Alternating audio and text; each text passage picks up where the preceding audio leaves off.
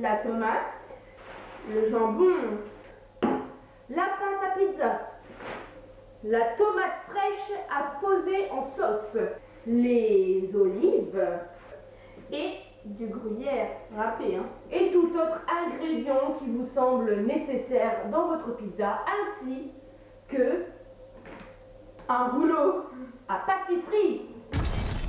Alors, vous devez disposer assez de farine sur votre plan de travail parce que c'est ce qui va permettre à la pâte de la travailler, parce que la pâte est élastique.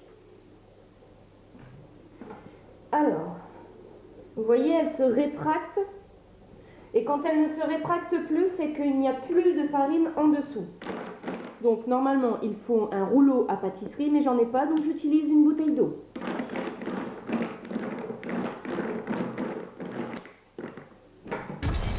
Alors, une fois que vous avez bien étalé votre pâte, vous prenez la sauce tomate que vous disposez sur la pâte. Soyez généreux, parce que, bon, avec tous les ingrédients que vous allez mettre, puis il faut l'étaler. Il faut laisser au moins quelques centimètres de rebord pour que quand ça cuit, comme ça va s'étaler, que ça ne déborde pas.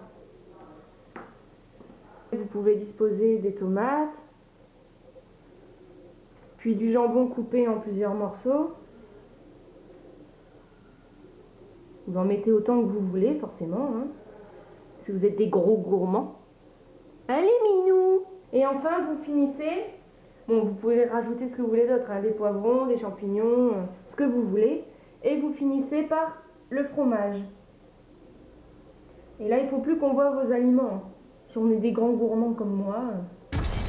Une fois que vous avez mis tout votre fromage et vos petites olives, il faut enfourner votre pizza et laisser cuire 30 minutes environ à 210 degrés.